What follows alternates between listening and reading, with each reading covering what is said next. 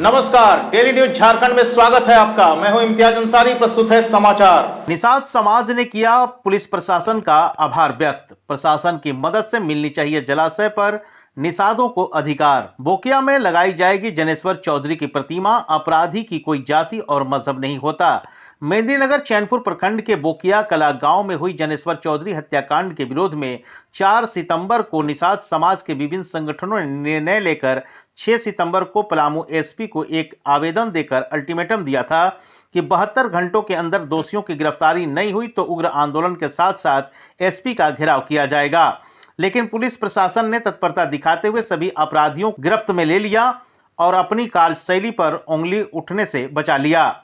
नहीं तो पलामू प्रमंडल से हजारों की संख्या में सड़क पर उतरने की तैयारी कर ली गई थी। इस क्रियाकलाप के लिए पलामू प्रमंडल के निषाद समाज के विभिन्न संगठनों के द्वारा पुनः 12 सितंबर को बैठक कर पुलिस प्रशासन के इस कार्रवाई के प्रति आभार व्यक्त की गई और पलामू एसपी एवं चैनपुर थाना प्रभारी से मिलकर धन्यवाद ज्ञापन भी करने का फैसला लिया गया। मांग करने वालों लोगों में संगठनों के प्रति आभार व्यक्त की गई। साथ ही निषाद समाज के लोगों का कहना है कि सिर्फ गिरफ्तारी से काम नहीं चलेगा, बल्कि संवैधानिक तरीके से एवं कॉल डिटेल के माध्यम से वैसे लोगों को भी सामने लाने की जरूरत है जो घटना को अंजाम देने में अपनी महत्वपूर्ण भूमिका निभाई है। वैसे मास्टरमाइंड गिरफ्तार कर पुलिस प्रशासन जेल के अंदर डालनी चाहिए। निषाद समाज के प्रतिनिधियों पर सवाल उठाते हुए कहा कि एक तरफ विपक्ष में बैठे स्थानीय विधायक आलोक कुमार चौरसिया ने 10 घंटे का अल्टीमेटम दिया था, इसके बावजूद भी गिरफ्तारी नहीं हुई और वहीं दूसरी ओर पूर्व मंत्री कृष्णानंद त्रिपाठी ने तत्काल गिरफ्तारी की मांग की थी, लेकिन तुरंत कार्रवाई नहीं हुई।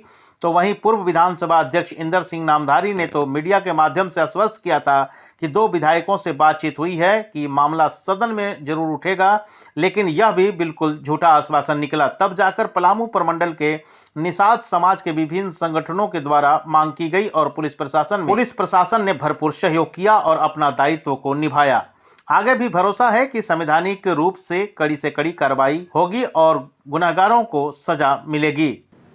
निषाद समाज के समस्त संगठन मिलकर एक बैठक किए, जिसमें सर्वसम्मति से निर्णय लिया गया कि जो पिछले बैठक में हम लोगों ने निर्णय लिया था कि जनेश्वर चौधरी हत्याकांड में संलिप्त अपराधियों को 72 घंटे के अंदर गिरफ्तारी नहीं हुई तो हम लोग उग्र आंदोलन करेंगे या एसपी को घेराव करेंगे। लेकिन 72 घंटे के अंदर पुलिस प्रशासन ने तत्परता दिखाते हुए सभी अपराधियों को गिरफ्तार कर ली है।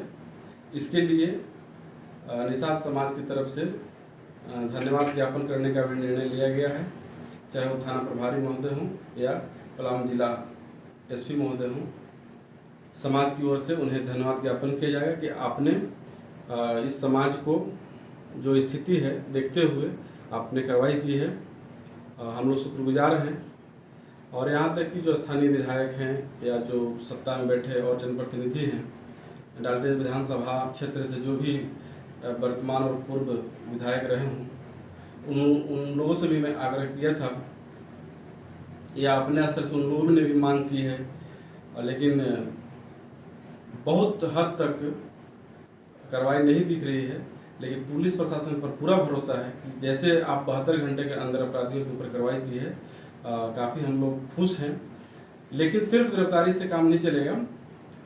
हम सभी निषाद समाज के लोग चाहते हैं कि कॉल डिटेल्स निकाल करके या आपकी जो प्रक्रिया होगी संवैधानिक प्रक्रिया, उसके तहत कौन कौन लोग इस घटना में संलिप्त है उस पर भी कार्रवाई होनी चाहिए और मामला को सामने लाना चाहिए कि आखिर इसके पीछे कौन कौन लोग थे, कौन मास्टरमाइंड था।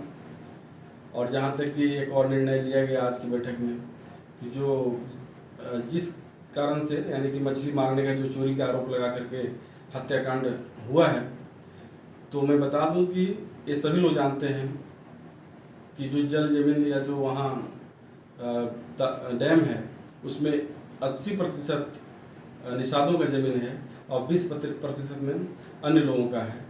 तो अधिकार तो हमारा ही है और अभी तक किसी का कोई बंदोबस्ती नहीं हुआ है और सरकार के अधीन भी नहीं है। तो निश्चित तौर पर यह निषाद समाज का ही डैम है।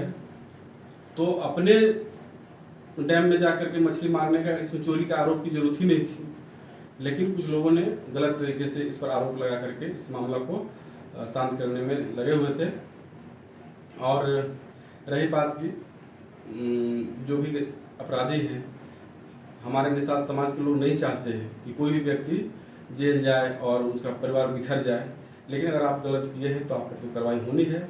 ये हम नहीं बोल रहे हैं, ये पुलिस प्रशासन का दायित्व बनता है, जिन्होंने दायित्व निभाया भी है। हम तो सिर्फ मांग करते हैं, सामाजिक संगठन के माध्यम से सिर्फ हमारा काम है मांग करना कि जो जनहित में मांग उठाना चाहिए हम उठाते रहते हैं। बाकी तो पुलिस प्रशासन के काम है, अपना वो अपने स्तर से करेगी।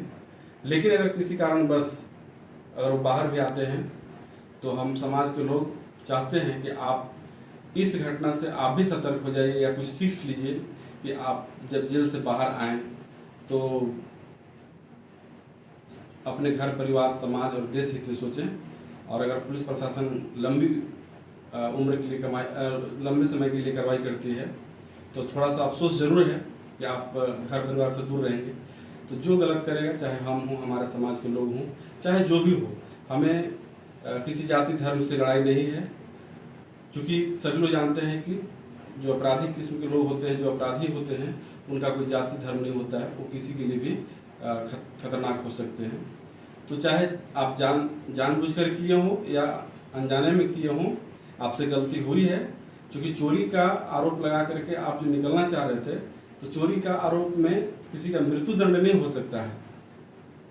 आप अगर उन्हें समाज के बीच बुला करके दंडित करते, कुछ आर्थिक दंडित होता तो एक बात होती, लेकिन किसी के जान चले जाने का मतलब, अगर जो मैं आपको बयान दे रहा हूँ कि आपके घर परिवार के लिए सोच रहा हूँ कि आप बाहर निकल करके घर परिवार को देखें, उसी तरह से आज जिसकी मौत हुई है, आप एक अपराधी नहीं बल्कि एक इंसान होकर के सोचिए कि जिस घर में एक व्यक्ति खो चुका है उसके साथ क्या बीत रहा होगा। अगर आप जब सही सोचेंगे तो आपको निश्चित तौर पर कुछ न कुछ सीख मिलेगी। मैं डॉक्टर कुलदेव चौधरी, प्रदेश अध्यक्ष महर्षि वेद व्यास परिषद, पोस्ट।